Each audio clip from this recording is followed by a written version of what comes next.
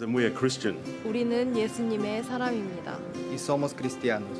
Bit itiling ahandos. Tunatenda mwana Kristo. Imwe Kristiani. Sisi ni Wanazareno na tu wa Kristo. We are Nazarene, and we are holiness. 我们是拿撒勒人，我们是圣洁的。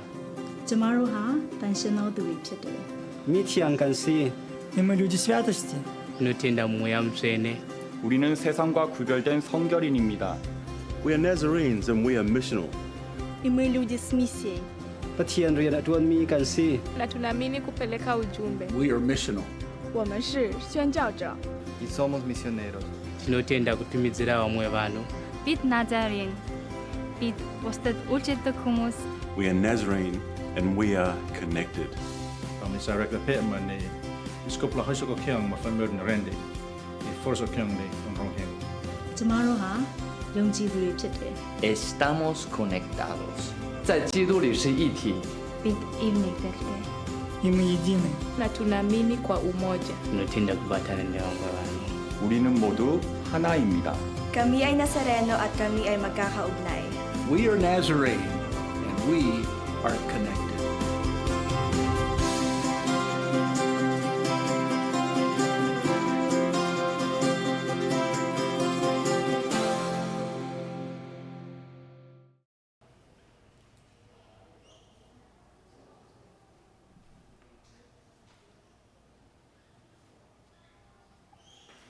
Isang mapagpalang umaga po sa ating lahat. Masaya po ba tayo ngayon? Bagamat tayo ay kakaunti pa sa oras na ito, tayo ay patuloy na magkaisa, magpuri sa Diyos sa umagang ito sa ating pananambahan. Let us come together with praises and thanksgiving with our God. Let us praise Him with all our praises. Tayo pong lahat ay tumayo para sa ating call to worship.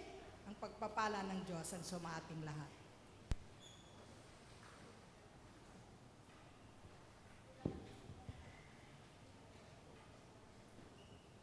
Magandang umaga po. Dapat na ang ating Panginoon ay pasalamatan. Ang kanyang ginawa sa lahat ng bansa ay dapat ipaalam. Siya ay purihin, handugan ng awit. Ating papurihan ang kahangahangang mga gawa niya'y dapat na isa-isay. Tayo ay magalak, yamang lahat tayo ay tunay na Kanya. Ang Kanyang pangalan, ang pangalang banal, napakadakila, lahat ng naglilingkod sa Panginoon ay dapat na magsaya.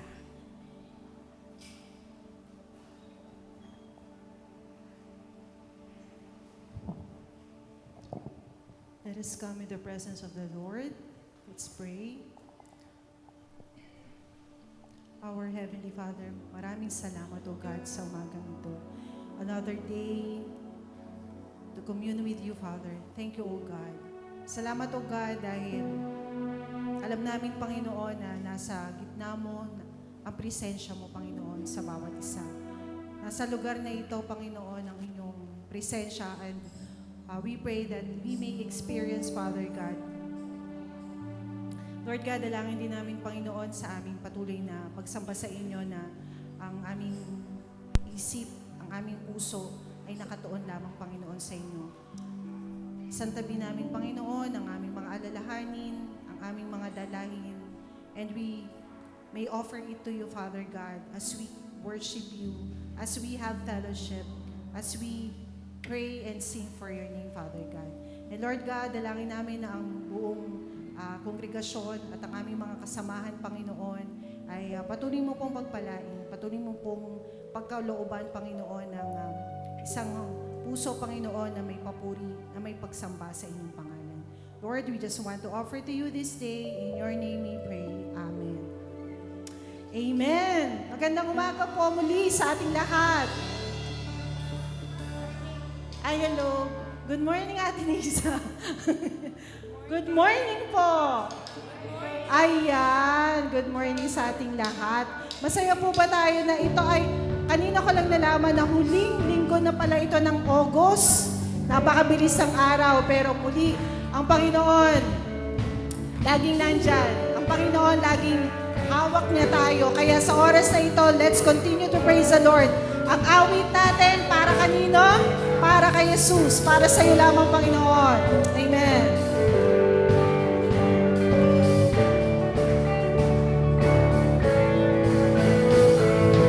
Ang papuri at walatian, langga ng iyong katapatan, aking Ama. Taglay mo ang kalakasan at pag-ibig na wagas, ang aking sandigan at ang aking galak. Ako'y aawit sa'yo, banal kang tunay, Panginoong Jesus. Ang papuri sa'yo iaalay, ako'y sasamba.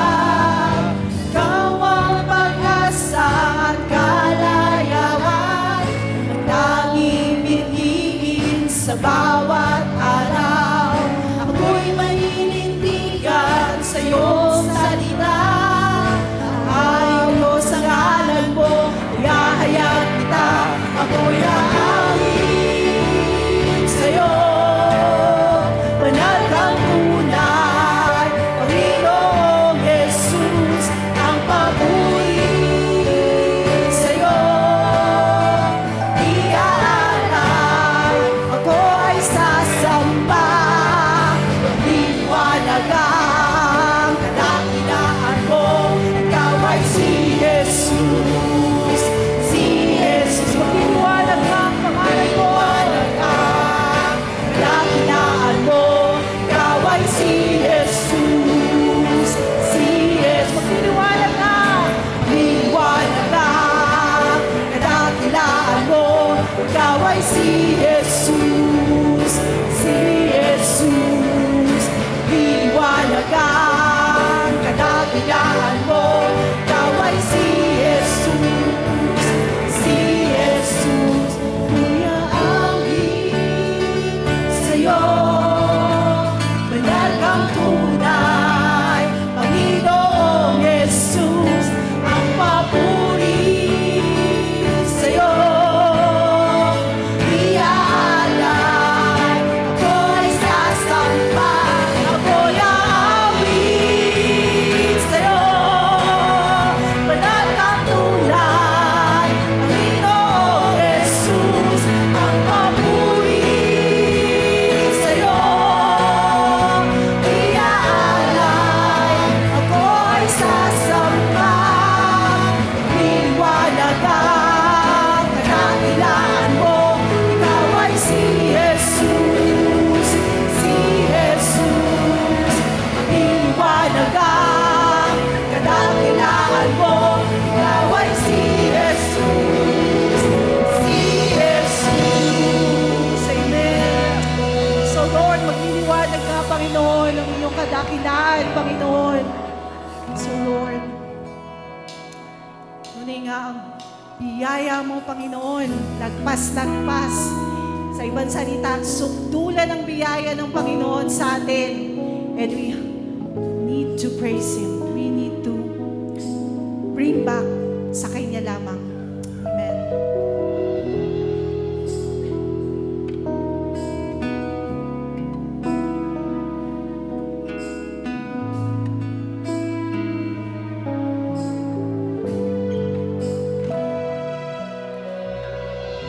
Habang hindi karapat-dapat, pagkukulan ng abad at wagas mong pagsinta.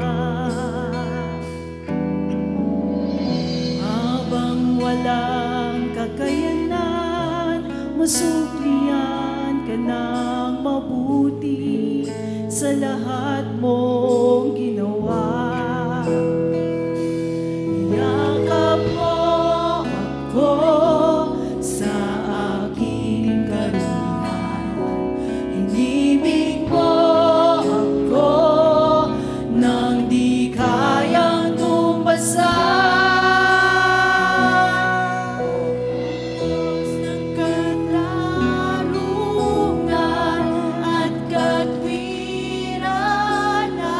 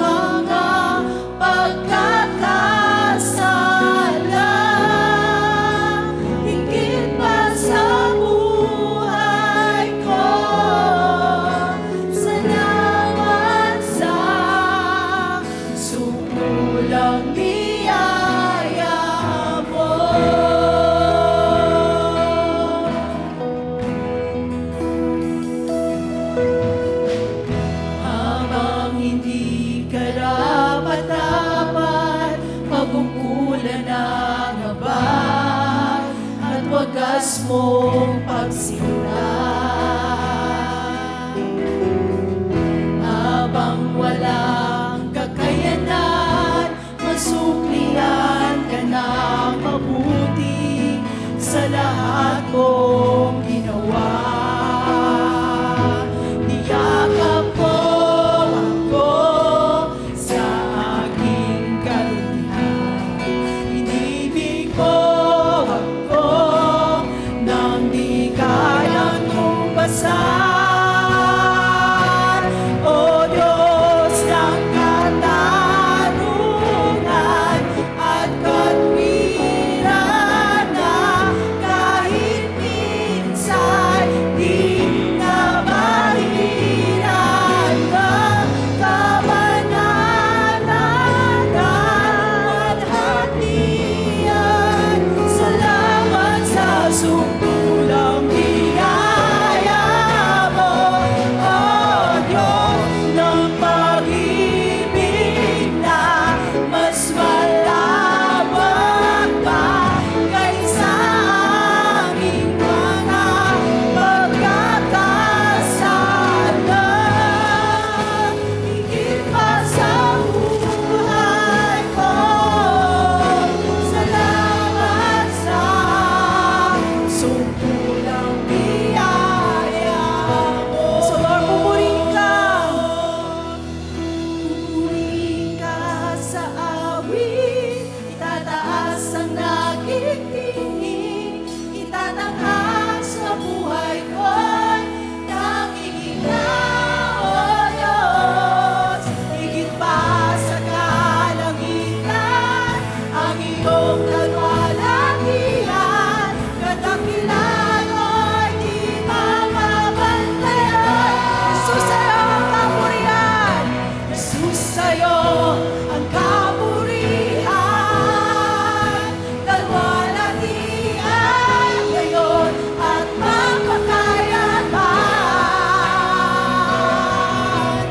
Jesus, sa'yo ang karangalan, kapangyarihan ngayon at magpakailanman. Jesus, sa'yo ang kapurihan, kalwalhatian ngayon at magpakailanman. Jesus, sa'yo ang karangalan, kapangyarihan ngayon at magpakailanman. Pupurihin ka sa awit, itataas ang aking tinig, itatanghal sa buhay ko'y tanging ikaw, O Diyos. Higit pa sa kalangitan, ang iyong kalwalhatian, kailangan mo'y di mamabantayan. Sige, Jesus. So Lord,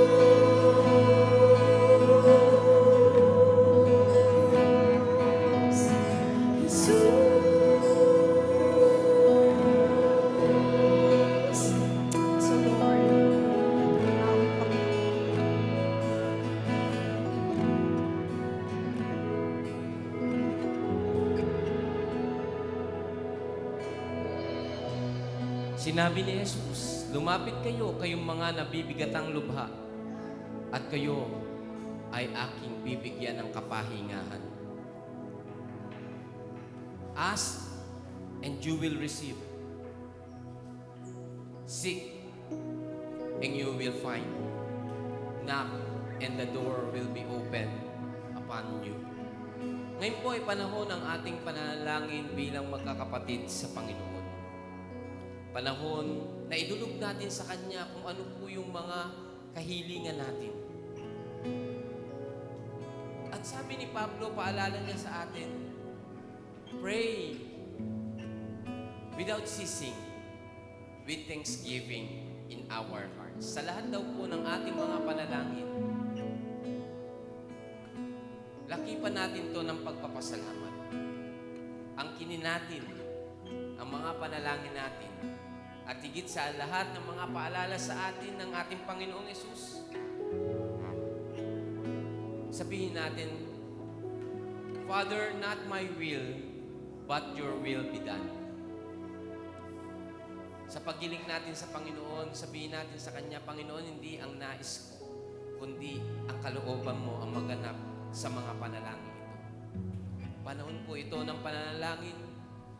Kung nais po natin lumapit dito sa altar, maari po tayong lumapit sa altar. Kung nais nating itaas ang ating kamay bilang tanda ng ating pagsusuko at pagtataas sa pangalan ng ating Panginoon, maari nating gawin ito. Kung nais nating sabihin ito ng malakas, maari nating gawin ito. Kung nais nating itong gawin ng taimtim, pwede po nating gawin ito ng taimtim. Ngunit ang bawat isa po sa atin ay hinihimo po na maglaan ng panahon sa pananalangin. Ito ay panahon ng ating pakikipag-usap sa Panginoon. Manalangin po tayo. Sama-sama po tayong lumapit sa Panginoon.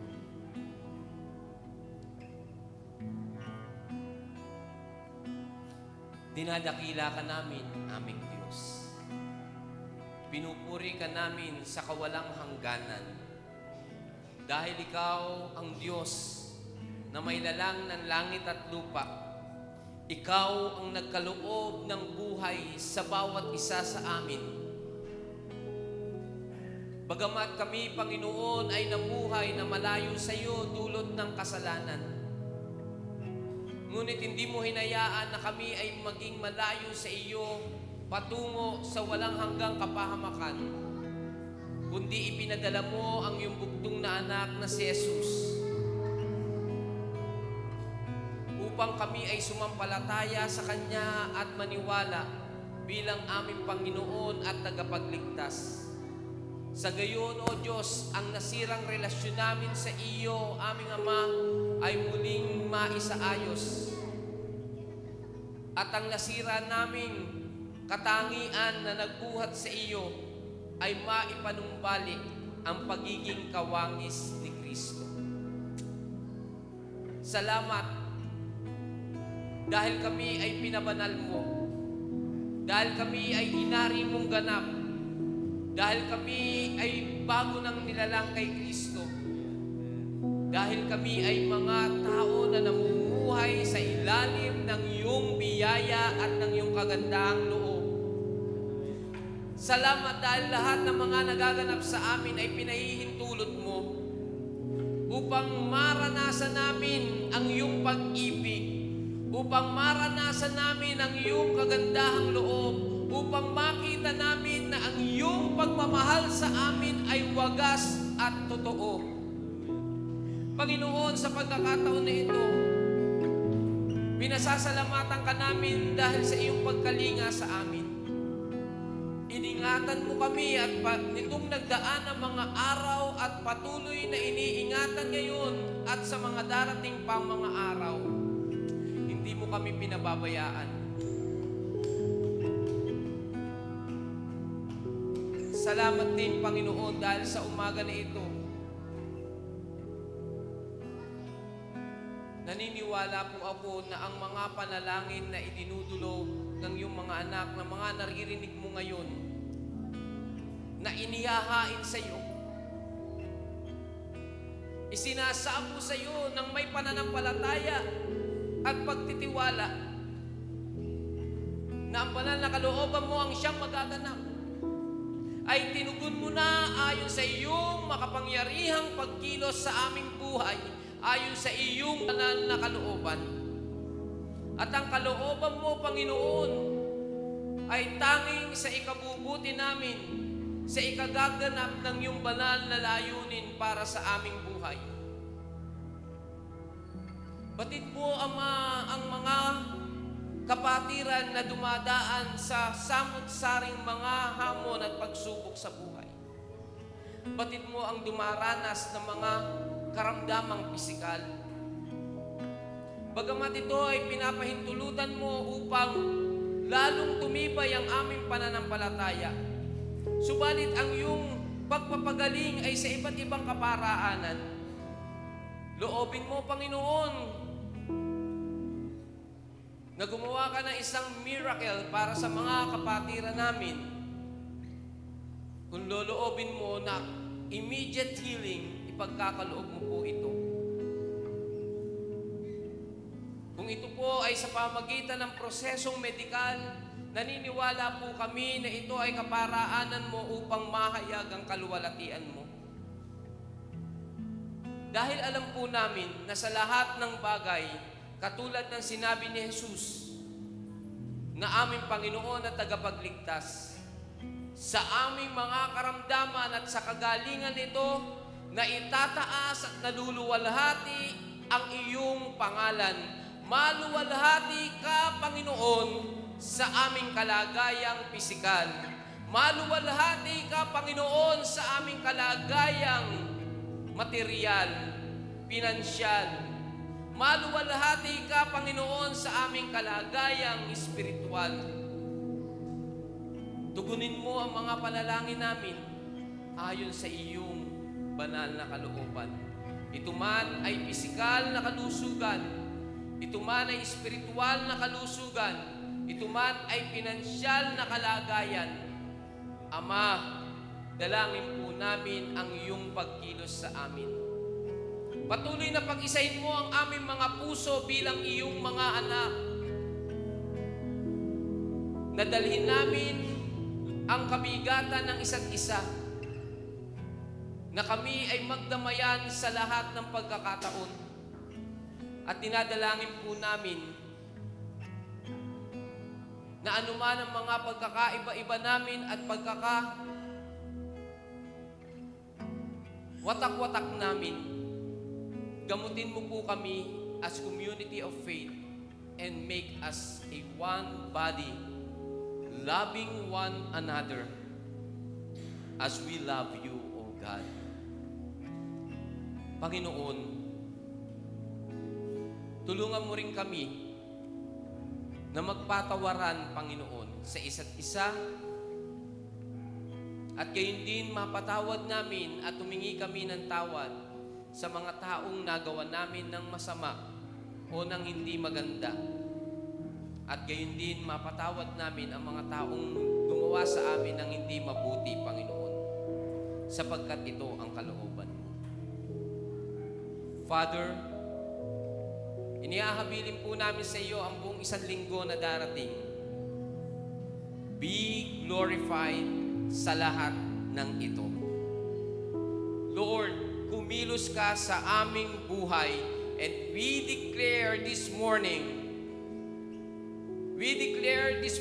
that your abundant blessing, your divine favor will be with us, O God, all throughout the week, O Diyos. Naniniwala po kami na kami ay magiging asin at ilaw ng sanlibutan sa mga darating na mga araw, Panginoon, sapagkat ito ang nais mo at kalooban mo sa amin. Lord, thank you very much. We give praise to you. We give glory to you. Dahil alam namin na ikaw ang kasama namin sa lahat ng panahon. Kaya patuloy ka po namin pupurihin sa pamagitan ng mga awitin namin. Sasambahin ka namin, Panginoon, at luluwalhatiin. Ito po ang aming mga panalangin sa tanging pangalan ng aming Panginoon at tagapagligtas na si Kristo Jesus. Patuloy po nating awitin ang koro ng pupurihin ka.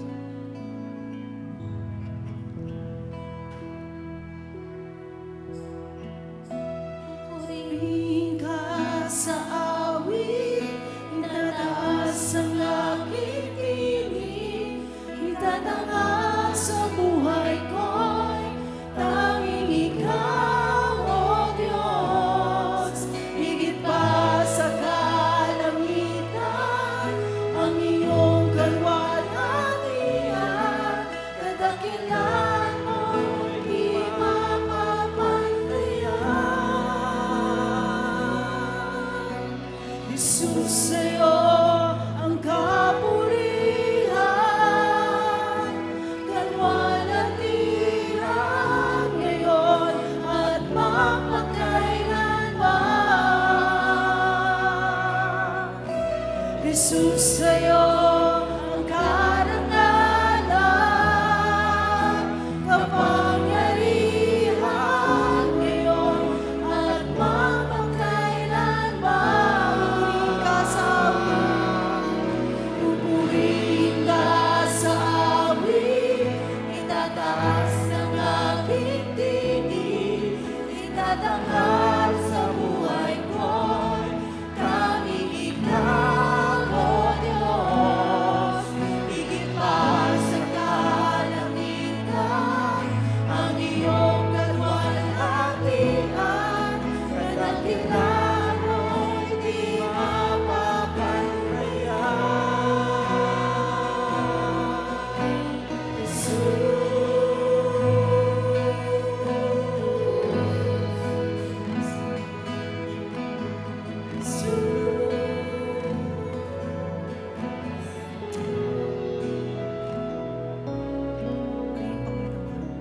Nadili po tayo nakatayo para po sa pagbasa ng ating salita.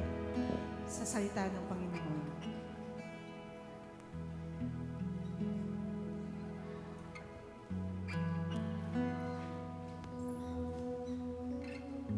Makipagbukas po kayo ng aklat mula sa Joshua chapter 2, verse 18 to 14.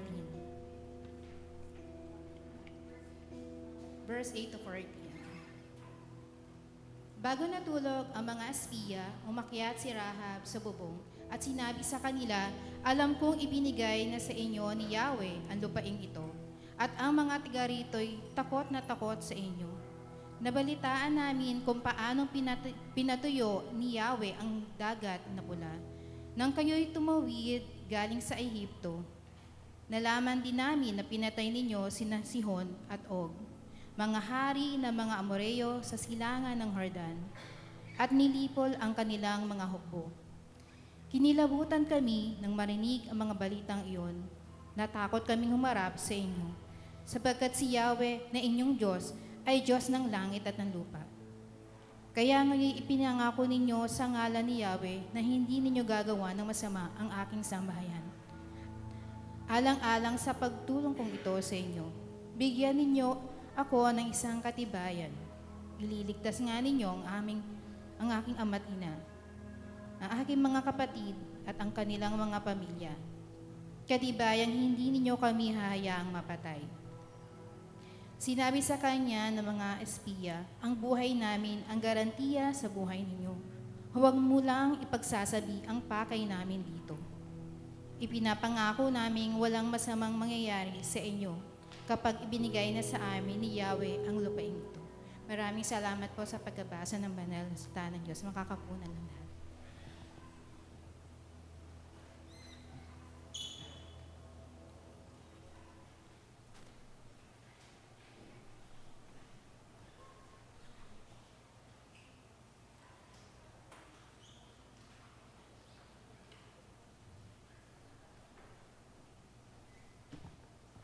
Amen. Magandang umaga po sa ating lahat. Good morning. Kami praise God sa ating pong mga kapatiran na nagbalik ng ligtas mula po sa kanilang mission trip mula po sa Masbate. Nandito po sa ating kalagitnaan sila Pastor Nick, sila Kuya Noel, Ate Cheryl, at ang ilang po natin mga kapatiran na ibinigay ang kanilang lakas, ang kanila pong mga oras para po tayo ay magkaroon ng mission. Si Kuya Raul na nandito rin po sa ating pong mga kapatiran sa Masbate. Palakpakan naman po natin ang Panginoon sa pag-iingat ng ating Panginoon sa kanilang biyahe, maging yung kanila pong pagpunta doon at kanilang church na patuloy na siguro kinakamusta kung ano yung mga kaganapan po doon. Pero purihin po ang Panginoon na naggagabay sa atin lahat at sa ating pong mga ministeryo sa anumang kaparaanan. Ang ating pong buwan ng Agosto ay sinabi po sa amin ni Pastor Nick na buwan po na pag-uusapan ng holiness at kasama doon ay kindness. Yun po yung ating tema sa buwan po ng Agosto. So kindness and holiness. At ito po ay dinala po ako dito po sa libro ng Joshua chapter 2 at pag-uusapan po natin yon sa ilang mga sandali lamang po. Sa akin po pagsisimula, nais ko pong humingi ng tayo pong lahat ay manalangin para po sa ating pagsisimula. Aming dakilang Diyos, pinupuri ka namin at pinapasalamatan. Kayo po ang dakilang Diyos, kayo po ang makapangyarihang Diyos na nagpapalakas po sa amin at tumutulong sa aming pong kahinaan. Pinupuri ka namin, Panginoon, nawa ay bigyan mo kami ng inspirasyon sa inyo pong mga salita sa amin sa umaga na ito. Pinupuri ka namin at niluluwalhati aming Panginoon sa pangalan ni Jesus. Amen.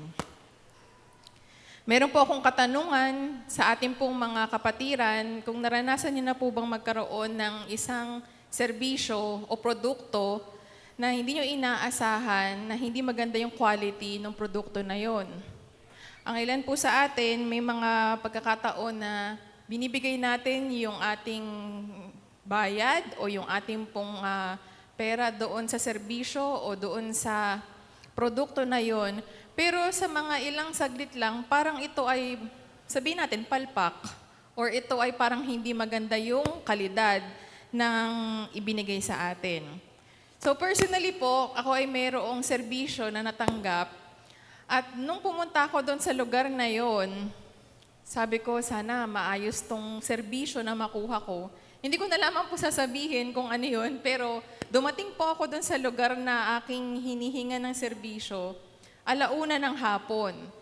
At inaasahan ko ako ay tatagal doon ng mga ilang minuto, siguro mga 30 minutes hanggang 1 oras. Nung nasa gitna na po ng serbisyo na yon, nabigla ako na 5 minuto, halos patapos na siya doon sa ginagawang serbisyo na yon. At sabi ko, bakit parang ang bilis? At parang hindi ko maintindihan na inaasahan ko na mas matagal at mas gagalingan niya pa yung kanyang ibibigay na serbisyo sa akin. Natapos po ang 1:10 ng hapon, tapos na po siya. So sabi ko, ay ang bilis naman.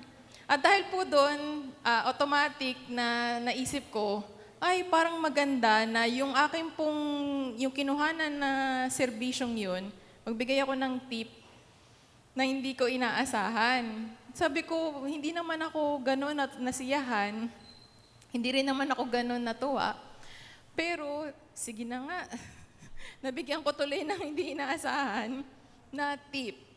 So, kung maiisipin po kayo kung ano may serbisyo na yung sabihin ko ng manicure. So, sabi ko, 1:10, 1:00 ng hapon, nagsimula ako, natapos ng 1:10 p.m. So, imagine niyo po, 10 minuto niyang ginawa yung paglilinis ng kuko. So, sabi ko, sige na nga. So, sa totoo lang po, ako po ay napaisip. Sabi ko, dapat ba talagang mabigyan ng ano yun? Ng tip yung mga ganun? Kasi hindi po talaga maayos yung pagkakagawa. Pero naisip ko, nang usap sa akin ng Panginoon, sabi niya, ito yung maganda na serbisyo or parang pagbibigay mo ng pasasalamat doon sa ginawa niyang effort doon sa paglilinis ng kuko. At talagang ako po ay may nagdadalawang isip. Parang kalahati ng aking puso parang hindi naman ito yung inaasahan ko na gusto kong serbisyo. Pero ito po ay, at the end of the day, sabi ko, sige, blessing na rin ng ating Panginoon yon. Sa ating po pag-uusapan, it is about being gracious o nagbibigay ng allowance doon sa mga bagay na hindi katanggap-tanggap sa atin na ginawa ng mga tao sa ating paligid. We have to be more understanding. Kailangan nating gawin na tayo ay mas maging maintindihin sa mga bagay na nangyayari sa ating paligid. I hope we Christians, kung tayo po ay Kristiyano, nang ina-accept natin na tayo ay mga Kristiyano na, tayo po ay mas maintindihin, mas mapagmahal, at mas nagbibigay ng pangunawa po sa ating pong mga kapwa. Kahit sa panahon natin ngayon, punong-puno ng mga kasamaan ang paligid, parang maraming mga naluloko na i-scam, maraming nasasamantala or naaabuso ang kanilang kabaitan.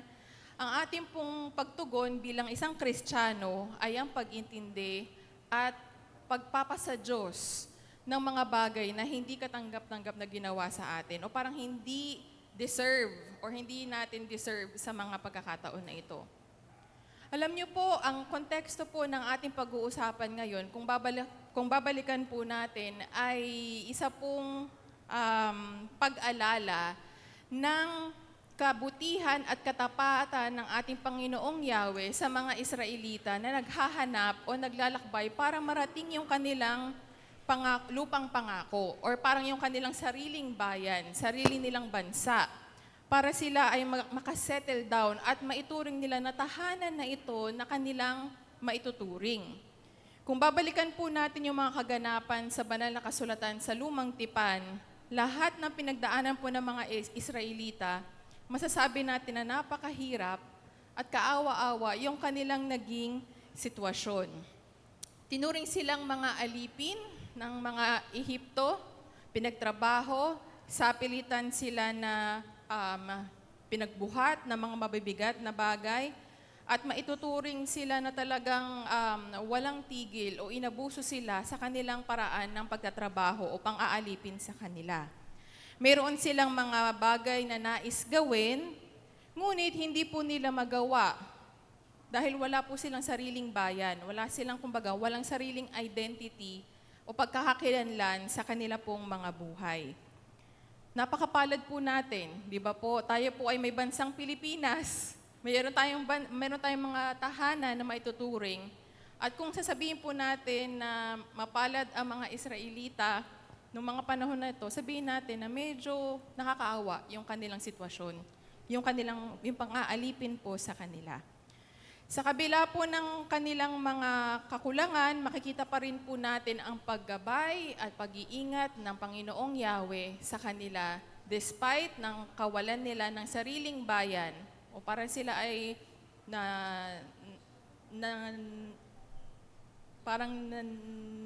nangungupahan sa kanilang ginagawa. So sila po ay parang mahirap yung sitwasyon dahil wala po silang matatawag na sarili nilang bayan. Yun po yung sitwasyon ng mga Israelita nung nandun po sila sa mga Ehipto. Pero alam niyo po ba na doon mas makikita yung provision o yung pagpo-provide ng Panginoon doon po sa paghihirap na dinanas po ng mga Israelita. Lahat ng proteksyon sa kanila ay ipinagkaloob ng ating Panginoong Yahweh, provided ang kanilang pangangailangan. At sa kanila pong paglalakbay, habang marating po nila yung sarili nilang bayan, yung ipinangako sa kanilang bayan ng ating Panginoong Yahweh, binigyan po sila ng kanilang makakain, ng kanilang maiinom, nang hindi sila mapapaano o magugutom man o mapapahamak man. Ito po yung mga katibayan ng katapatan, kabutihan ng ating Panginoong Yahweh sa mga tao na naglalakbay patungo po sa kanilang lupang pangako or kanilang bayan na maituturing. At alam niyo po, ang kanila pong leader ay si Moises. Sa kanila pong paglalakbay, marami po silang adventure, marami po silang mga pinagdaanan sa kanilang pagpunta sa kanilang lupang pangako.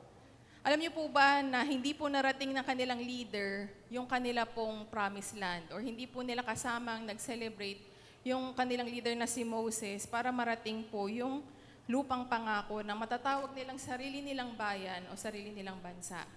At ito po ay ipinagpatuloy ng kanang kamay o ang tinalaga ng Diyos na si Joshua.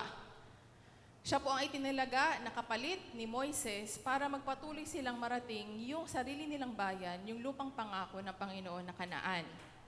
Kasama po ng pagtatalaga kay Joshua ay ang paalala na maging matatag kayo, maging malakas ang inyong loob at ang buong Israelita sa kanilang paglalakbay patungo po doon sa kanilang lupang pangako, sa kanilang sariling bayan na ipinangako ng ating Panginoong Yahweh. So ngayon po, Joshua as a leader, yun po yung ating tatalakayin sa umaga na ito. Joshua as a leader wanted to make sure na ligtas ang kanyang sambayanan niya, yung kanyang mga citizen. Nais po niya maging ligtas ang mga ito.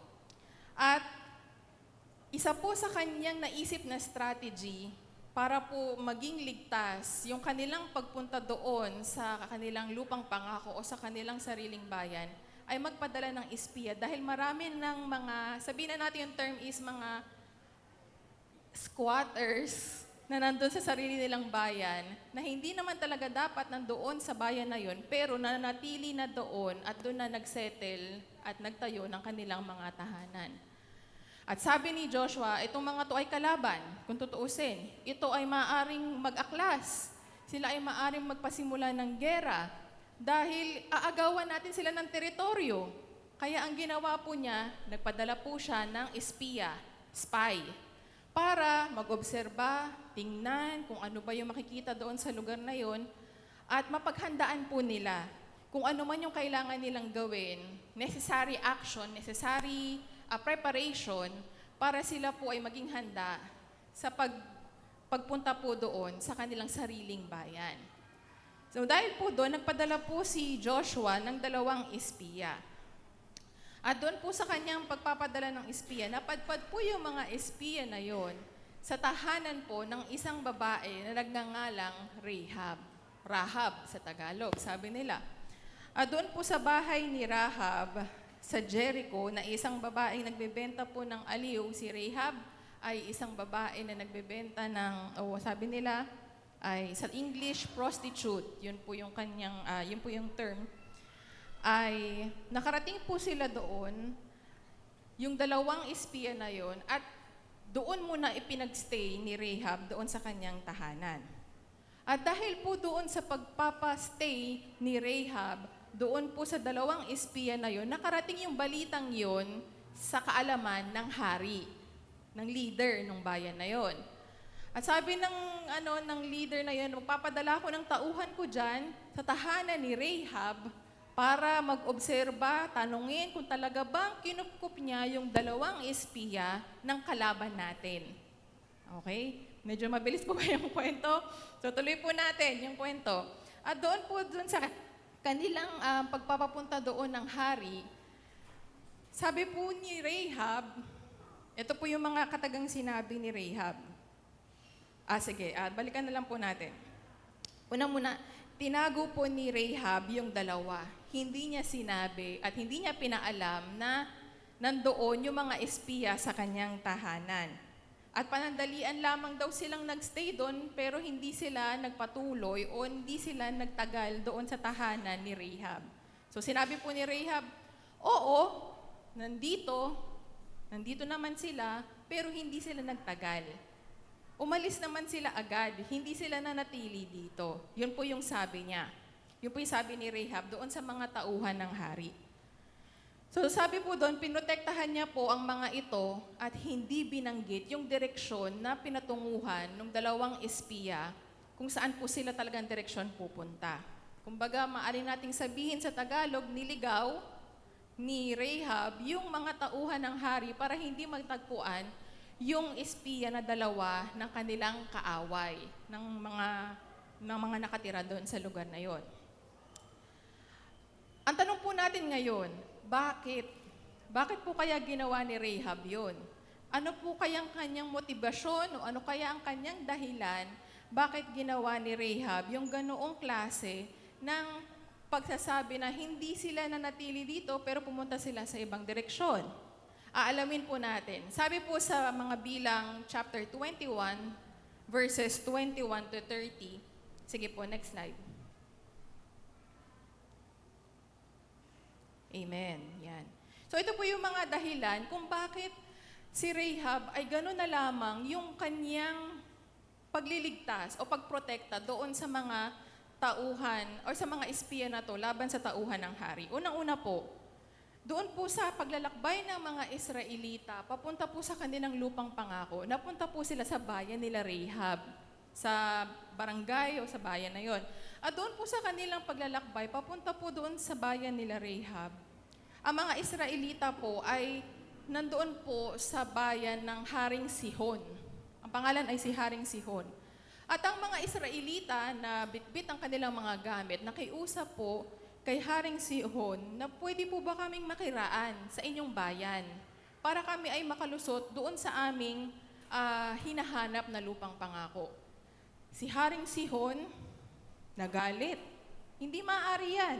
Pero ang sabi ng mga Israelita, doon na lamang po kami dadaan sa mga daanan ng hari. Hindi po kami dadaan sa mga lupain o sa mga palayan. Hindi kami dadaan doon sa mga bukirin o ubasan, mga taniman, mga farm ng mga vineyard, mga taniman ng ubas. Para po ang mga ito ay hindi mapagbintangan na sinira yung kanilang mga pinaghirapan na taniman. Pero ang sabi po ng Haring Sihon, hindi pwede. At matapos po sabihin ng Haring Sihon na hindi po pwede, bigla na lamang pong sinugod ng mga tauhan ni Haring Sihon ng mga Israelita at ginera na. Nagsimula ng magkaroon o mag-aamok, nagkaroon na ng pagtatalo-talo, nagkaroon na ng gera. Nang dahil lang sa pakiusap na makikiraan lang naman kami, maglalakbay kami, hinahanap namin yung sarili naming bayan, yung sarili naming bansa na magkaroon na kami at doon na kami manatili. Pero ang nangyari po, ginera po sila. At dahil po dito, alam niyo po ba, nakasama ng mga Israelita ang Panginoong Yahweh, nanalo ang mga Israelita sa labanan nito sa mga tauhan ni Haring Sihon. At dahil po dito, alam niyo po na napakabuti ng ating Panginoon sa sitwasyon na yun. Ang mga Israelita, imbis na i-abandon na po nila yung kanilang pinaggerahan sa dami ng kanilang mga natalo, sa dami ng nasira, sa dami ng mga napatay o anumang mga nangyari sa gerang yun, tinulungan po nila yung mga taga-bayan ni Haring Sihon na magsimula muli. Tinulungan nila na ang mga taong ito ay hindi manatiling abandoned o hindi sila manatiling talunan, kundi tinulungan silang magsimula muli. Sige, magsimula tayo muli. Hindi namin kayo papabayaan. Ang Diyos naming si Yahweh ay ang Diyos na mapagmahal at hindi agad siya nagbibigay ng mga pag-aabandona o pang-iiwan sa mga talunan na nangyari sa ating labanan. Dahil po sa kaganapan na ito, kumalat po ang balita na ang Panginoon ng mga taga-Israelita ay Panginoon na nagmamahal, mayroong concern, makapangyarihan, at mayroong pagpapakitang kapwa-tao sa kanilang mga kaaway. Dahil doon, mapapakita natin na ang Diyos na sinasamba ng mga Israelita ay hindi Diyos na nagsisimula ng pag-aaway-away, paghihiwa-hiwalay o paggagalit-galit sa kalagitnaan po ng mga tao. Nakita niyo po yung ating pong mga kaganapan sa pagigera po ng lahi ni Rahab laban po sa mga Israelita. Yun po yung kadahilanan kung bakit po si Rahab ay ganoon na lamang yung kanyang pagpapakitang kabutihan doon po sa dalawang espiya na ipinadala po ni Joshua para po marating po nila yung kanilang lupang pangako. Kumalat po yung balita na ang mga Israelita laban sa mga kababayan po ni Haring Sihon ay kamangha-mangha. May kabutihang ipinapakita po sa mga Israelita. At hindi lamang po doon natapos ang kwento, kinilala po ng mga Amoreo ang Diyos na sinasabi ng mga Israelita na si Yahweh. Dahil po doon, si Rahab ay isa sa mga naniwala at nanalig kay Yahweh dahil sa mga kaganapan na ito. At nang mabailitaan po ito ng mga espiya ng mga Israel, hindi po sila nagdalawang isip na tulungan po si Rahab. Napakaganda po ng mga kaganapan doon po sa pagpapakitang kabaitan ni Rahab doon po sa dalawang espiya na maaari niyang ituring na kalaban. Dahil hindi naman po sila technically sa batas ay pwedeng pagsamahin o pwede silang pagtabihin dahil sila ay pwedeng magpatayan o maggera at that moment. Pero dahil sa pananalig, sa pananampalataya na natanggap ni Rahab, siya ay nagkaroon ng pananalig sa Panginoon ng mga Israelitang ito. Paano po natin maipapakita ang kabutihan sa ating kapwa kagaya ng ginawa po ni Rahab doon sa dalawang espiya na maaari niyang ituring na kaaway? Unang-una po, sabi po doon, we have to show kindness at all times. Ilang beses po sa atin ang pinakitaan ng hindi maganda na madalas naiisip natin, gantihan ko kaya to?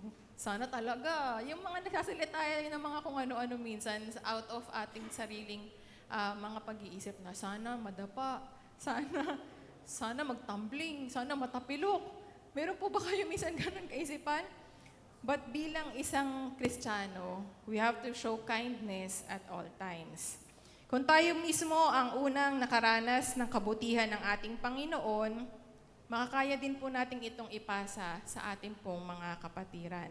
Yung kabutihan na ating pong natanggap sa ating Diyos, kayang-kaya po natin itong ibigay sa ating kapwa. New life means new covenant, bagong pangako na ating Panginoon. Mayroon po tayong kalayaan sa pagtulong sa ating kapwa at maging mabait, maging mabuti sa kanila sa lahat ng pagkakataon. Isa po sa mga reminder na ating pong patuloy na naririnig ay ang kwento po ng mabuting Samaritano. Sila din, sa mga kwento, hindi sila dapat nagpapansinan. Sila ay mga magkakaaway. Sila ay parang hindi best friends. Pero ano pong ginawa? Mas madami pang kabutihan ang pinakita at hindi natin inaasahan na talagang buhay ang kapalit. Talagang inialay niya yung kanyang sarili para alagaan yung kanyang kaaway, para hindi ito mapahamak. At ito ay nakarecover, gumaling at patuloy na naaalala ang kabutihan at katapatan ng Panginoon sa kanyang buhay. Minsan po, ito yung sinasabi natin at papapaalala na bilang Christian or bilang isang Kristiyano po, we sometimes fail o minsan tayo ay nasusubok when it comes to moral holiness. At palagi ko po sinasabi na yung pagiging ating tuwid o pagiging malinis sa harapan ng Panginoon ay nasusubok sa mga sitwasyon sa ating paligid. Mga batas, ang mga rules and policy, pero paano po natin mapapanindigan ang pagiging isang banal na Kristiyano sa harapan ng mga pagbabago at kaganapan sa ating pong lipunan. Isa po doon sa ating mga maaaring gawing sitwasyon ay yung mga kaganapan noong nangyari ang COVID-19. So madalas na nangyari noon, pag mayroon pong nai-infect na isang tao, kailangan niyang mag-quarantine sa kanyang tahanan at hindi humarap sa mga tao ng 21 days or 14 days. At dahil doon, may mga ilan sa atin na mga lumala yung kanilang sakit kaya na-o-ospital. Pero ang mga sitwasyon po ngayon sa paligid natin, pag na-o-ospital during that COVID-19 days, ang ilan sa kanila ay sa sobrang hirap siguro ng mga sitwasyon na nasa takot ng sakit na yun, yung iba ay nanghihingi muna ng down payment or ng something na amount bago namin i-admit itong ating pasyente na ito. Minsan nakakasubok ng isang pagiging Kristiyano. Paano natin i-handle yung mga ganoon pong sitwasyon bilang isang Kristiyano? Mayroon ng agaw buhay, mayroon ng tao na nangangailangan ng gamot. Pero kailangan ba talaga na mag-down payment? Or meron ba talaga mga ganoong ospital na patuloy na nanghihingi ng certain amount? Meron po akong isang nag-share sa akin na isang kabataan nung time ng COVID-19. Nanghihingi ng 9,000 or 6,000 bago siya i-admit at hiwalay pa yung kanyang gamot na iti-take doon sa kanyang pagkakaroon ng COVID-19. At sobrang nadurog po yung aking puso. Ganyan ba talaga ang patakaran noong panahon ng pandemic?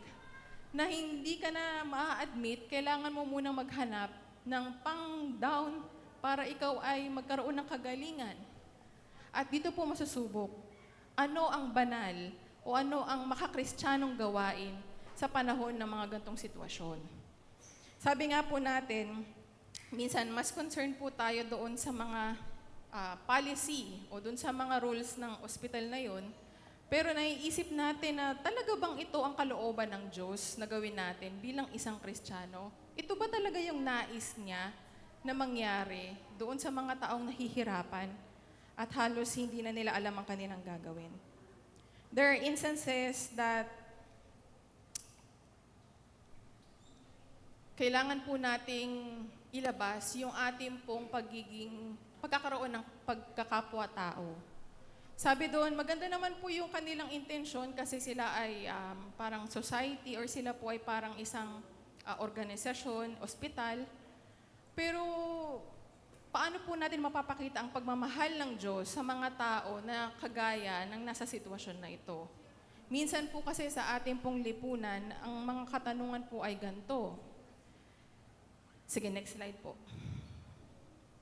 Ito, naibanggit ko na rin po ito sa ilang mga sermon, pero patuloy ko pong ipapaalala sa atin na mahal ba ng Diyos ang isang tao o isang bagay dahil ito ay malinis o nasa tama?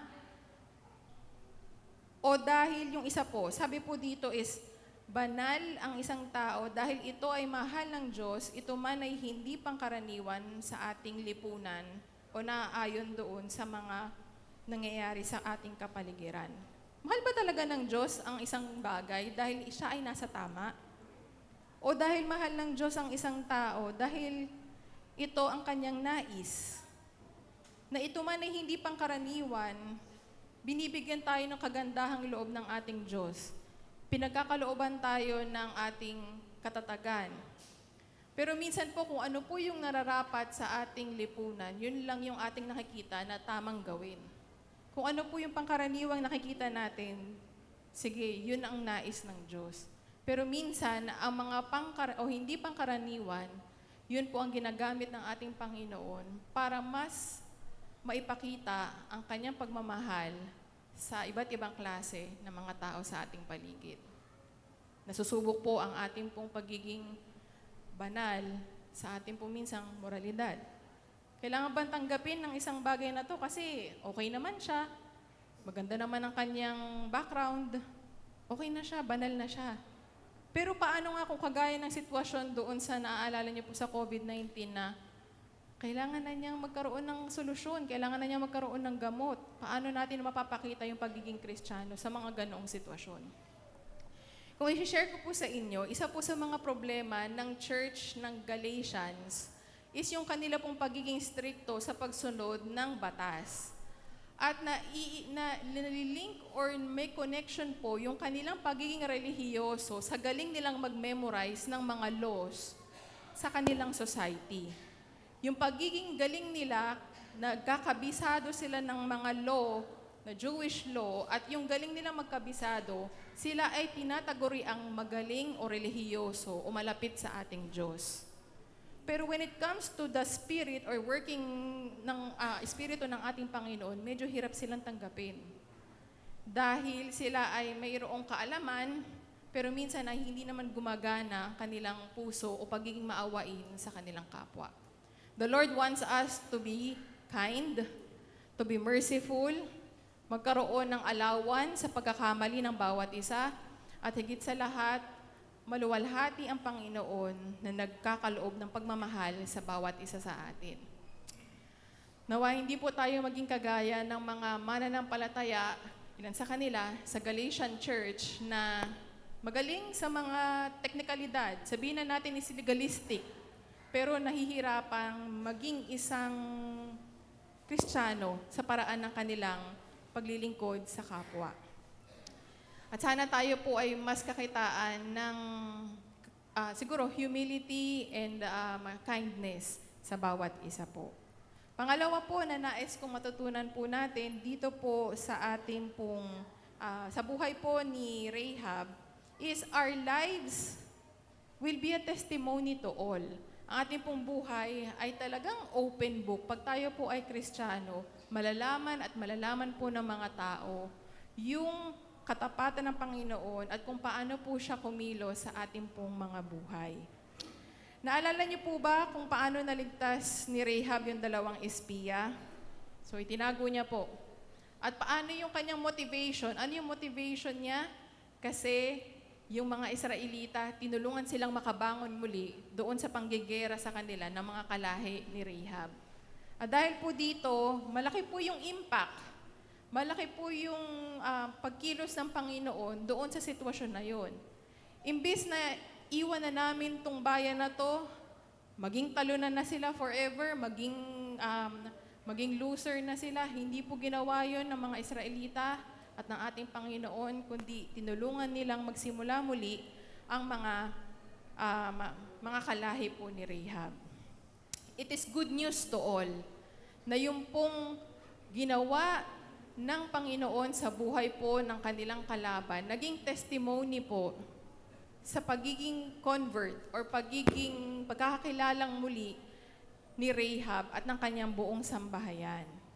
Ang ating po mga buhay ay testimony sa ating pong mga kapitbahay, sa ating pong mga kakilala.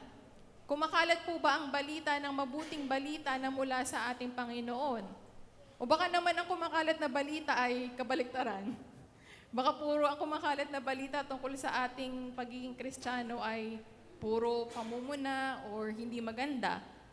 Pero sana po ang makita po ng mga tao sa ating mga buhay ay yung katapatan at yung pagpapatawad na ibinigay sa atin ng Panginoon sa ating mga buhay. Dahil po dito, yun nga po, umabot daw po yung balita kung gaano makapangyarihan din ang Panginoon. Naalala niyo po yung scripture, sabi doon, pinatuyo ng Panginoon yung Yahweh ang dagat na pula. Who can do that? Sinong kaya makapagawa ng ganun na nagpapatuyo ng dagat, nahahati yung dagat? Kahapon sa cell group, ang galing naman, nahati yung dagat. Nanonood yung mga kabataan sa video ng About Bible Stories. Only God can do that. Na kayang-kaya niyang maging makapangyarihan at hatiin ang dagat, matuyo yung lupa at daanan ng mga Israelita patungo sa kanilang lupang pangako. Napaka makapangyarihan at dakila po ng ating Diyos at walang sino man ang kayang tumumbas o makatumbas ng mga bagay na ito. Dahil po dito, yun nga po, umaabot po ba ang balita sa kabilang bayan ng kabutihan ng mga Kristiyano na kagaya natin? Yun po yung tanong sa atin. Nais ko rin pong i-share sa inyo na bagamat tayo po ay mayroong mga pagkakamali sa ating nakaraan, ay gagamitin po ito ng Panginoon upang tayo ay magliwanag sa ating komunidad. Nais ko po ulit ibahagi sa inyo yung napag-usapan ng prayer meeting about kay Peter. Si Peter po ay makikilala natin na matapang, malakas ang loob para sa ating Panginoong Hesukristo. Gagawin niya ang lahat para siya ay talagang kakitaan ng kanyang pagmamahal, ng kanyang debosyon sa ating Panginoong Hesukristo. At ang ginagawa ni Pedro, para siyang nagiging bodyguard ni Jesus lagi. Napaka-protective niya kay Jesus Christ. Pero ano pong nangyari noong ang Panginoong Hesukristo ay tinatrial na o hinuhuli na ng mga Romanong sundalo? Anong ginawa ni Pedro? O yun nga, dinipensahan niya. Pero nung tinatanong ng mga tao, teka, kilala kita. Kaibigan mo ba tong kilala mo ba tong si Jesus na nililitis? Ano sabi ni Pedro? Hindi. O, ilang beses na pong tinakwil ang ating Panginoong Hesukristo? 3 beses niyang itinakwil. Kaya nga mayroon pong manok, yung tilaok na manok. Pero kung babalikan po natin, malakas ang loob ni Pedro. Mahal na mahal niya ang Panginoong Hesukristo. Malakas ang kanyang boses pagdating sa ating Panginoong Hesukristo. Pero dumating ang pagkakataon na hindi niya ine-expect yung kanyang sarili na itanggi niya o i-deny niya ang kanyang pagmamahal sa ating Panginoong Hesukristo. Sabi po doon, kung babalikan natin, John 21:17, nung nagpakita muli ang ating Panginoong Hesukristo sa kanyang mga disipulo, tinanong po ni Jesus, sabi po dito, pangatlong ulit na tinanong siya ni Jesus, Simon, anak ni Juan, mahal mo ba ako? Nalungkot si Pedro sapagkat 3 beses siyang tinanong ng mahal mo ba ako? At sumagot siya, Panginoon, alam po ninyong lahat ng bagay, alam ninyong mahal ko kayo. Sinabi sa kanya ni Jesus, pakainin mo ang aking mga tupa. At dahil po dito sa mga kaganapan na ito, si Pedro po ay mas lumakas ang loob, nakakuha ng kapatawaran ng ating Panginoong Hesukristo. Bagamat siya ay nagkamali sa kanyang nakaraan, siya ay patuloy na bumangon at mas pinakita ang debosyon, pagmamahal sa ating Panginoong Hesukristo. Sa paanong paraan? Ang sabi po ng ating Panginoong Hesukristo, pakainin mo ang aking mga tupa. At ang binabanggit po dito ay pakainin mo ang mga mananampalataya. Bigyan mo sila ng encouragement. Bigyan mo sila ng katatagan, ng tibay ng loob, ano man ang kanilang pinagdadaan ng mga pagsubok. And this is the best way that we can show love sa ating pong mga kapwa.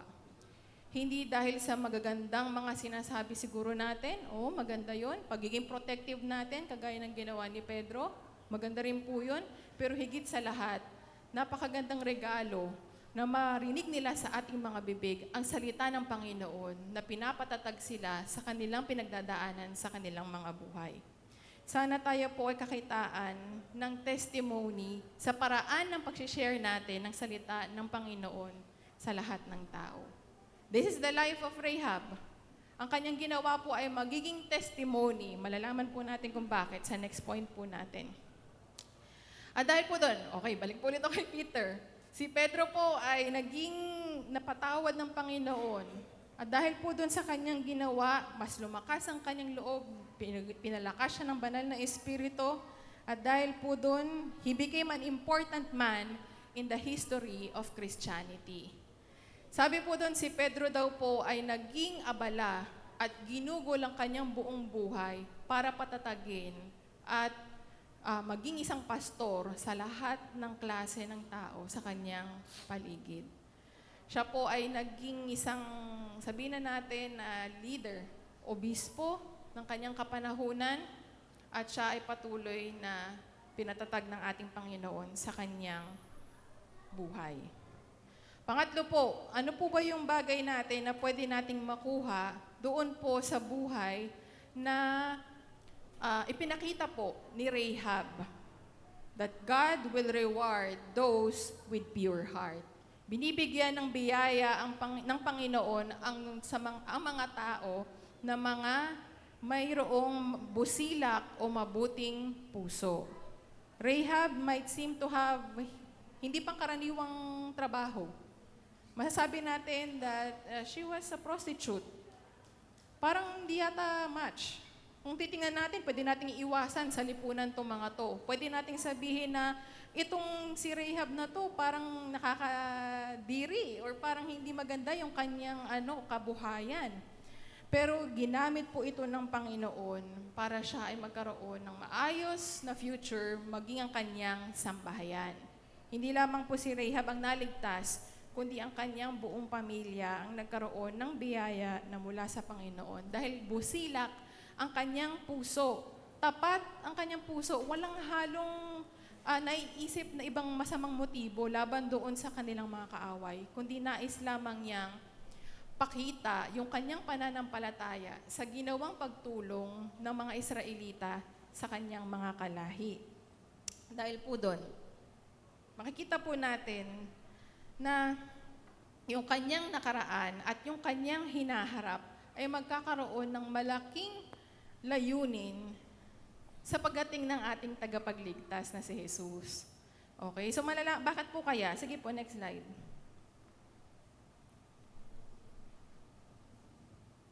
Next slide po. Yan. Kung makikita po natin sa Matthew chapter 1, verses 2 to 6. Ito po ang talaan ng mga ninuno ni Jesus. So kung mababasa niyo po doon, nandun po si Rahab,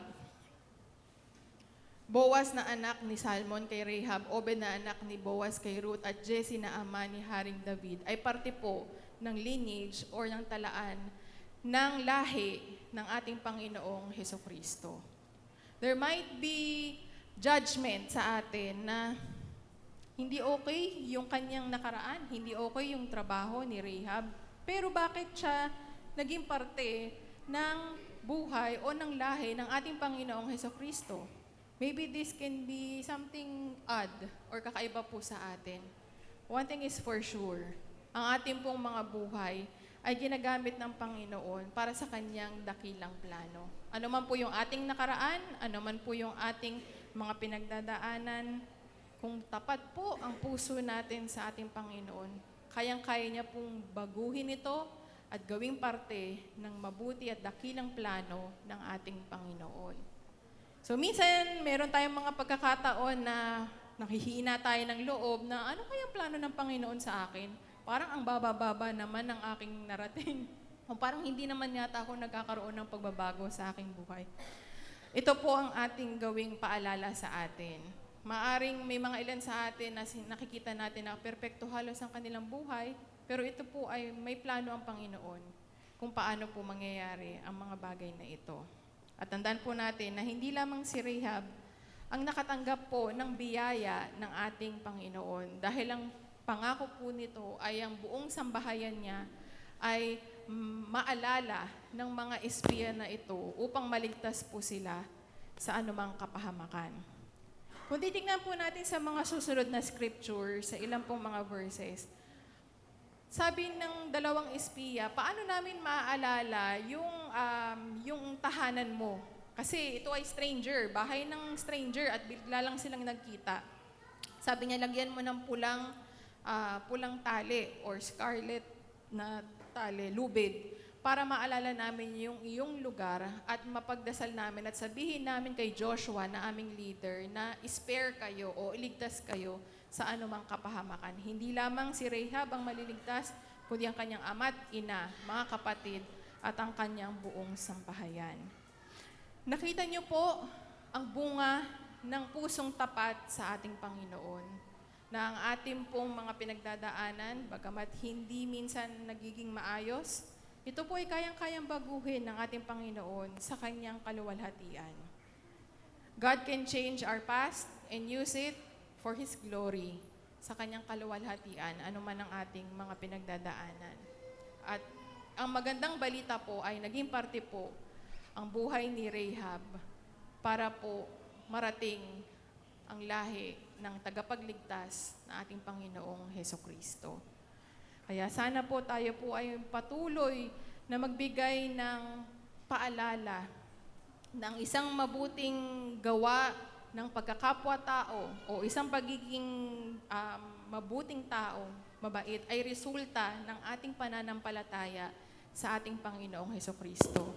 Hindi po natin maaring sabihin, nagagawa ako ng mabuti para ako ay pagpalain ng Diyos. Gagawa ako ng mabuti para madagdagan ang aking puntos patungo sa langit.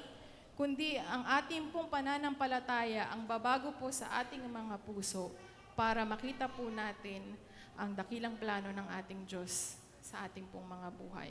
Hindi ko po sinasabi huwag kayong maging mabait, kundi mas pag-igtingin niyo po ang inyo pong pagmamahal at debosyon sa ating Panginoon. At ito po ay magre-resulta ng kabutihan po sa ating mga kapwa. Kaya kung meron po kayong mga temptation na hinaharap na, ay, parang gusto ko yatang baka meron kayong mga pagkakataon na gusto nyong parang saktan or gantihan, ipasa Diyos po natin ang lahat. At alam po natin na the Lord will work doon po sa puso at sa buhay po ng tao na yun. Kaya tayo pong lahat ay tumayo at tayo po ay manalangin.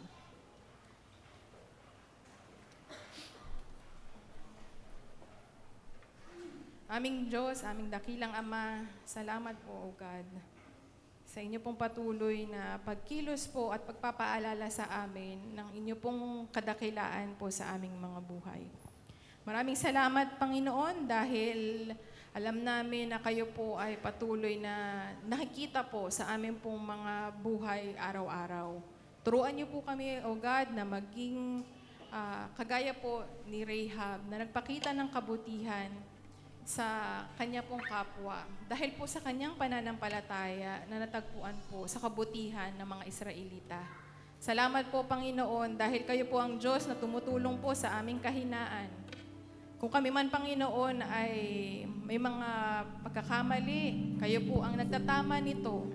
Kayo po, Panginoon, ang nagbibigay ng bagong simula, bagong buhay sa amin lahat. Salamat, Panginoon, dahil alam namin na kayo po ang kasama po namin at hindi po kayo lumalayo sa amin pong mga piling. At alam namin, Lord, na kayo ay patuloy na babaguhin ang aming pong mga puso patungo po sa inyong kaluwalhatian. Kung mayroon po kaming pag-iisip o mga bagay na hindi kalugod-lugod sa inyo, Panginoon, inaalay po namin ito sa inyo. Baguhin niyo po ang aming isipan, baguhin niyo po ang aming mga puso. Nang sa gayon ito po ay magamit sa inyong dakilang plano sa amin. Panginoon, kayo po ay makapangyarihang Diyos Kayo po ang Diyos ng mga Israelita na nagpatuyo ng dagat na pula. Kayo po, Panginoon, ang tumulong sa kanila. Kayo po ang gumabay sa kanila upang marating po nila ang lupang pangako. Maging sa mga kaguluhan ng kanilang paglalakbay, kayo po ang promotekta sa kanila. At nais po naming maranasan ito, Panginoon, sa aming pong mga buhay. Tulungan mo kami, Lord, na kami po ay maging appreciative sa aming pong mga natatanggap na blessing. Kami po ay maging mapagkumbaba sa inyo pong harapan na wala po kaming magagawa sa aming pong mga buhay, sa aming pong mga puso, kung wala po kaming maayos na relasyon, matuwid na relasyon sa inyo, aming Panginoon. Tulungan niyo rin kami, Panginoon, sa pagtanggap ng aming pananampalataya ay maging mabuti kaming Kristiyano. Inaalala ang kapakanan ng aming kapwa, maging aming po mga kapamilya sa paligid na ito. Kami po, Panginoon, ay may katagumpayan na matatagpuan sa inyo. Dahil kayo po ay makapangyarihan, kayo po ay nagmamahal namin na Diyos sa aming pong mga puso. Kaya gamitin niyo po ang aming mga buhay para ito po ay maging testimony, maging patotoo po sa lahat ng klase ng tao sa aming pong komunidad. Pinupuri ka namin, Panginoon, niluluwalhati, pinapasalamatan sa kaligtasan na nagmumula sa inyo. Sa pangalan ni Jesus. Sa pangalan ni Jesus. Amen.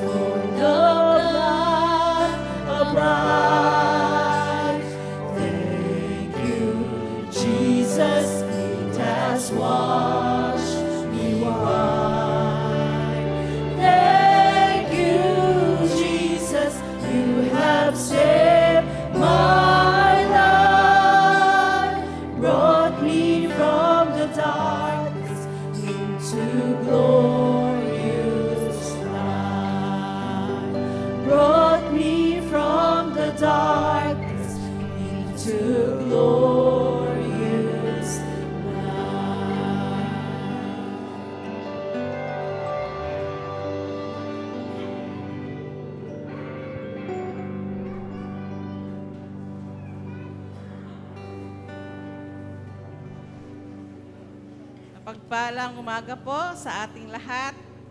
na tayo pong lahat ay na-bless sa mensahe na ating narinig.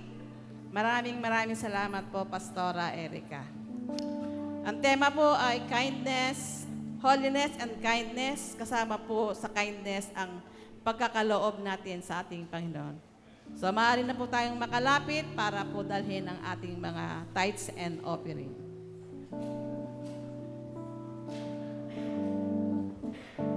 Marami pong salamat sa mga naghandog ng ating magagandang bulaklak ngayong umaga na si Kuya Nick,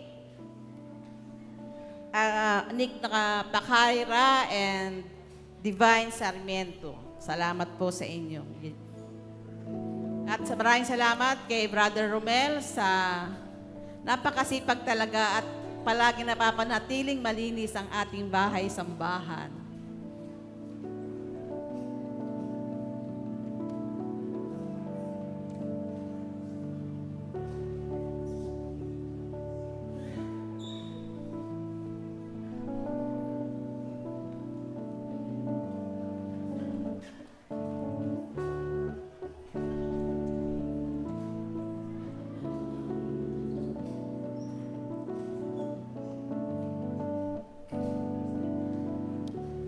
Tayo po ay manalangin.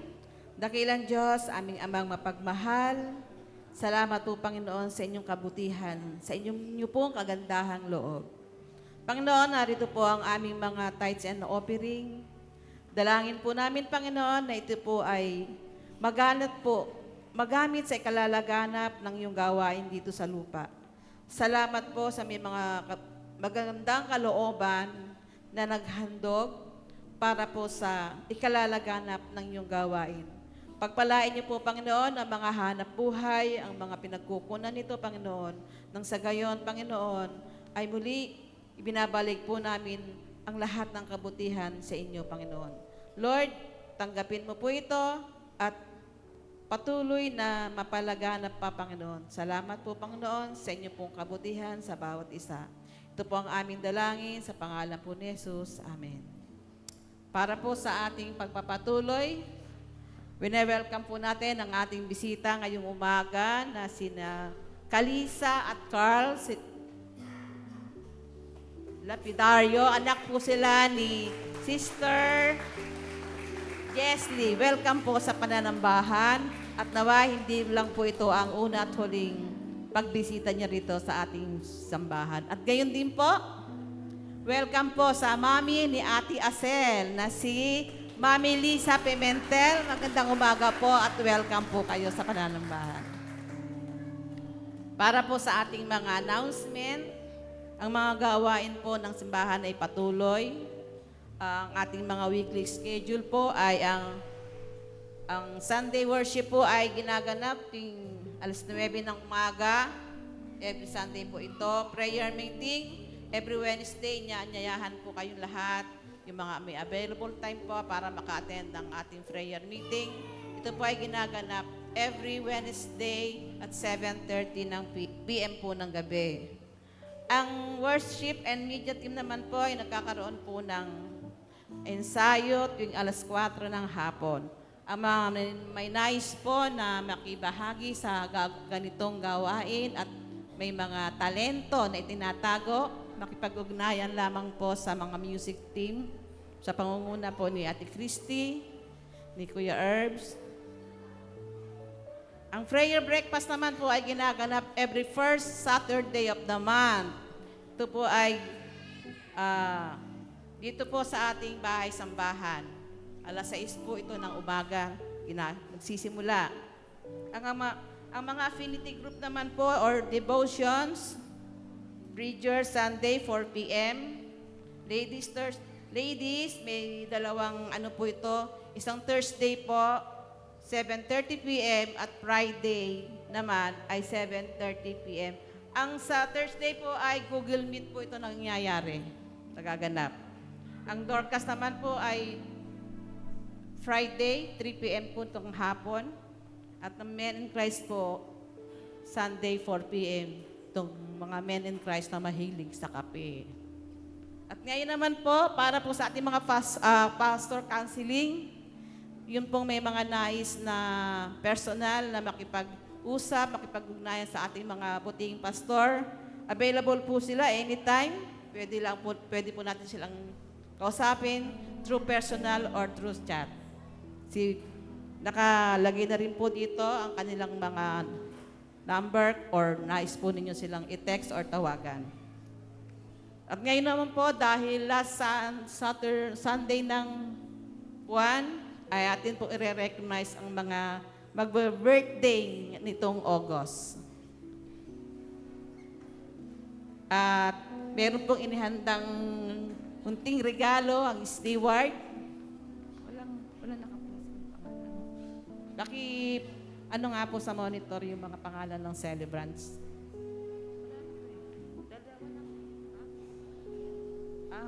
Sige po, mga nag-birthday po ng August, maaari na pong lumapit dito sa harapan upang matanggap po ang regalo na ipagkakaloob po ng steward.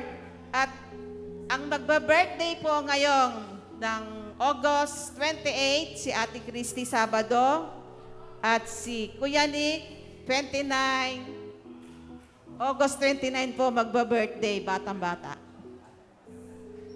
So, lumapit na po ang mga birthday ngayong August.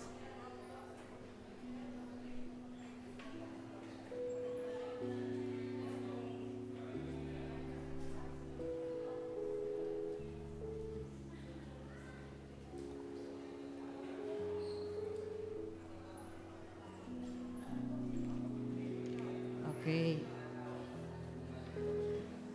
August 6, si Brother Ed Biado, Nicole Pacarya,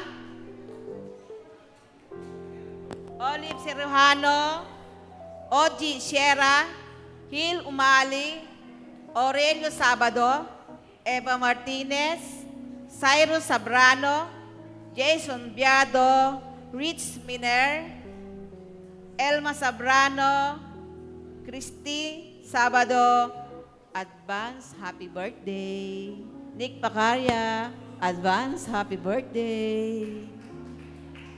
At si Maxine Hosted. So, wala na po ba? Ha? At ang mga nagdiwang po ng kanilang anibersaryo ng kasal, si Ate Lolet and Tede Sablaya. Hindi po kayo dito sa harap. At papanalangin po tayo ni Pastor. Ito po yung pinakamagandang blessings na matatanggap ng celebrants.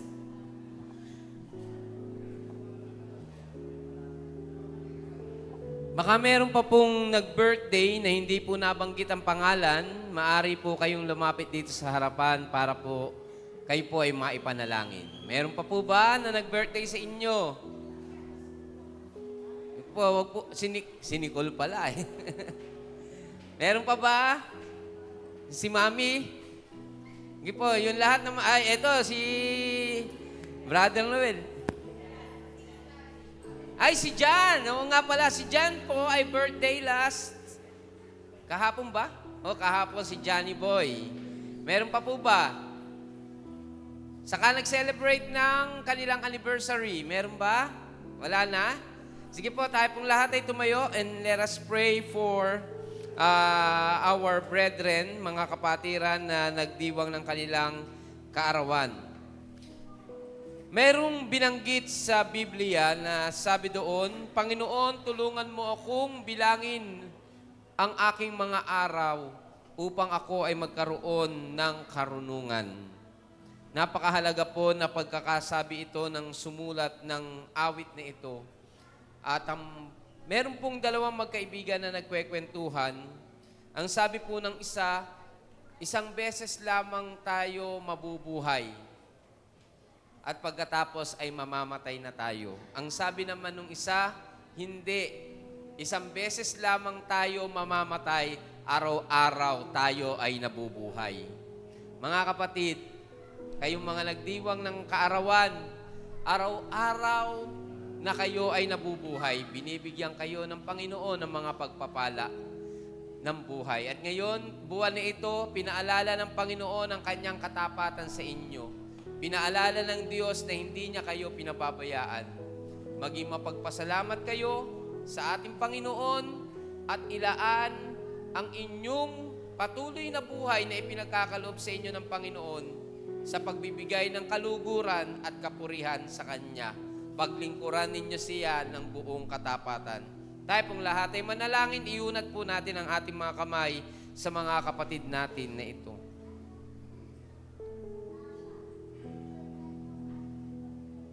Diyos ng kagandahang loob at ng kabutihan,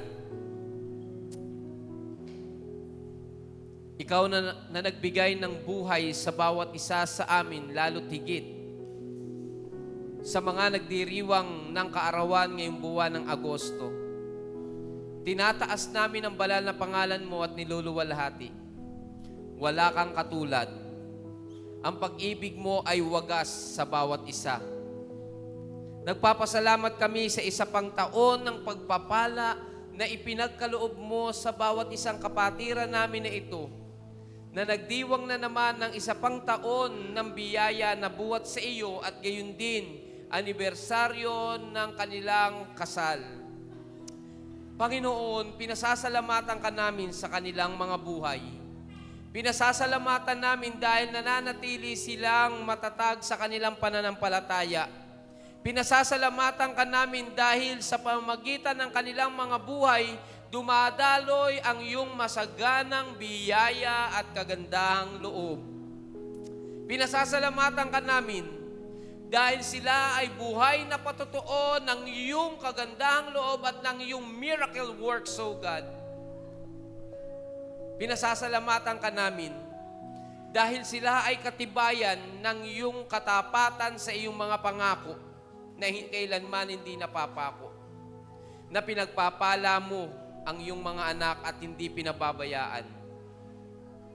Pinasasalamatan ka namin dahil ikaw ang nagsusustain sa kanila, ikaw ang nagpapala sa kanila. Sila ay buhay na patotoo ng iyong masaganang biyaya at ng iyong habag. Sa pagkakataon na ito, Panginoon, tinataas namin ang banal na pangalan mo sa kanilang mga buhay. Salamat po. Dinadalangin po namin na patuloy na pagkalooban mo sila ng karunungan na nagbubuwat sa iyo, upang maharap nila ang kanilang buhay sa araw-araw ng may pagtalima at pagtitiwala sa iyo, Panginoon, na ikaw ang may hawak ng kanilang future. Father, katulad po ng sinabi at isinulat ni King Solomon, allow them to trust in you with all their hearts and lean not on their own understanding, but in all their ways they will acknowledge you so that you may direct their path. At gayon din sa sinabi ni King David, that they may always commit their lives to you. They will always commit their plans to you, O God. Nang sa gayon, Panginoon, magabayan mo sila sa lahat ng kanilang mga gagawin.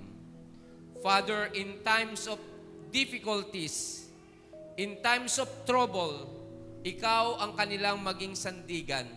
In times, O God, of discouragement, ikaw ang kanilang maging encouragement. Ikaw ang kanilang maging strength, O God. Father, maraming salamat. Patuloy nawa ang kanilang mga buhay ay maging pagpapala sa mga tao. Pagtibayin mo ang kanilang pananampalataya. Gayun din ang mga nagdiriwang namin ng mga kapatid ng kanilang anibersaryo. Pagtibayin mo ang kanilang pagsasama. Dalangin namin na ang kanilang pagsasama ay maging daluyan ng pagpapala sa mga taong nakakakita sa kanila at maging sa mga kapatiran. Panginoon, ipinagkakatiwala namin sa iyo ang buhay ng mga kapatid namin na ito. Again, we declare abundant blessing and divine favor that comes from you sa kanilang mga buhay habang sila'y nag-iintay sa muling pagbabalik ng iyong anak na si Jesus, ay manatili silang tapat hanggang wakas. In Jesus' name we pray, and God's children say, Amen. Amen.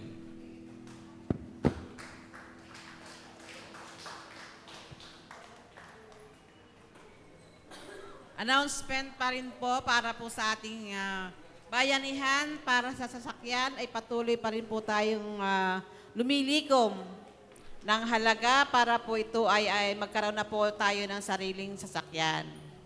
At ang nalalapit pong Revival Nights na mayroong team na Deeply Rooted in Christ, ito po ay gaganapin sa September 25, 27 to 29. Ito po ay ating pong ipag-imbita. Ang magiging speaker po natin ay si Reverend Radito Fausto. September 29 po, September po, 25, 26, 3 gabi po, kaya ito po ay ating ipag-imbita. At nalalapit na rin po ang alabaster. Pag-ipunan na rin po natin ang ating alabaster. Okay, may mga announcement pa po ba? Kung wala na po, tinatawagan ko po si Pastora Erica para po sa benediction.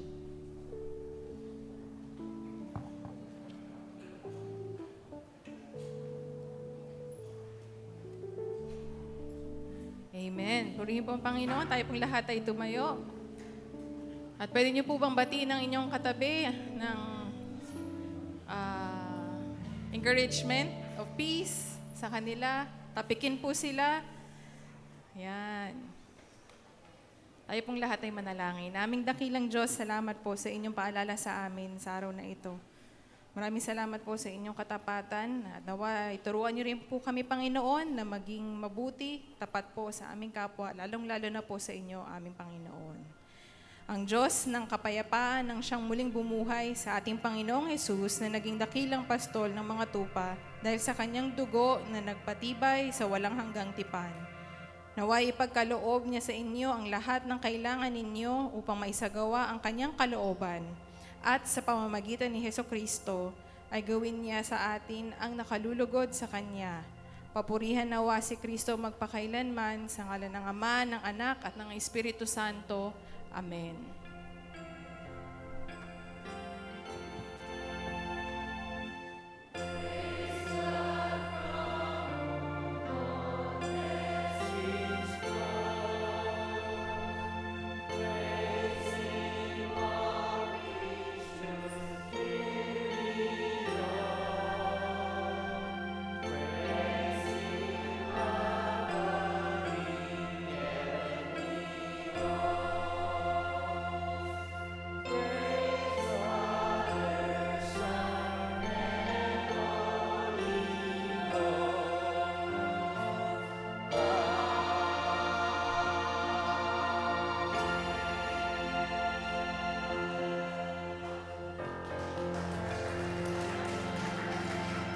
Tapos na po ang ating pananambahan.